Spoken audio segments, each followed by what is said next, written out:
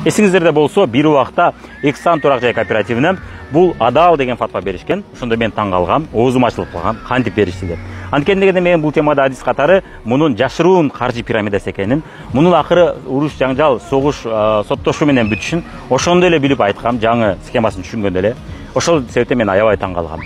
Макул, мына ушул жерде Кудай Алла Таала өзү көрсөтүп коет экен деп күтүп жүргөм. Бирок ушул уруш, жаңжал, соттошуу иштери болду. Башта чыкканда эле мен айткам, турак жай бул сыяктуу турак жай кооператив схемаларында эч качан ошол катталып акча берип очередке тургандардын 60-70% эч качан үйлүү боло алышпайт. Эч качан. Бул деген албетте башында келгендер алышат, бирок акырында албай калышат деп айткам. Мунун схемасы боюнча өзүнчө видеом бар, көрсөңүздөр болот. Ошону айткам, ошол адис катары мен муну алдын ала көргөм. Анын жашыруун каржы пирамидасы мыйзам түрүндө чукуп келсе, ал мыйзамсыз экенин дагы мен далилдерди көрсөтүп бергем.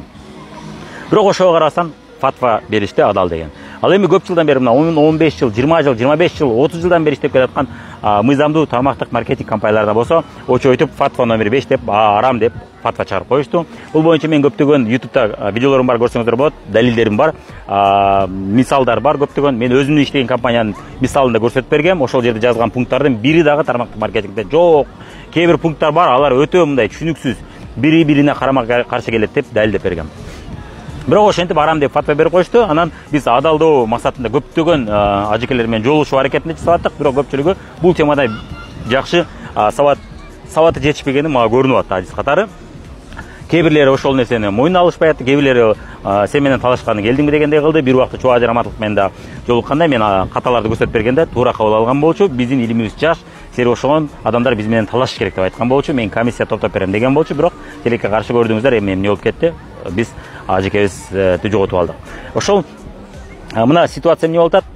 Бир жакталар адал деп атышат, адал деп айтышкан болчу, эмнеге келди? Соттошуу жаңжал менен бүттү, канчалык адамдар сыздатышты.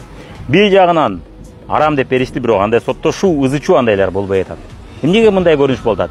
Алардын бул темада адис эместиги көрүнүп турат. Алардын бул темада сабаты төмөн экени көрүнүп турат. Бул ошого далил. Кудайыбыз Алла Таала өзү мына таразалап мисалдарды келтирип берип атат. Бирок ошону кээ бир адамдар көргөнү даяр, кимдир бирөө ошону кабыл алган даяр эмес экен.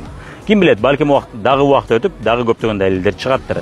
Бирок мына мен адис катары айтып атам, мына сиздерге суроо. Адал деп беришти, натыйжасы соттошуу, ызычуу менен бүттү. Арам деп чыгарышты, соттошуу, ызычуу менен бүткөн жок. Дагы деле өнүгүп келатат, дагы деле көптөгөн адамдар кардар болот, көптөгөн адамдар иштеп ашат, ыйлабай эле, сыздабай эле. Ошондо сиздерге суроо, ким адис ошондо?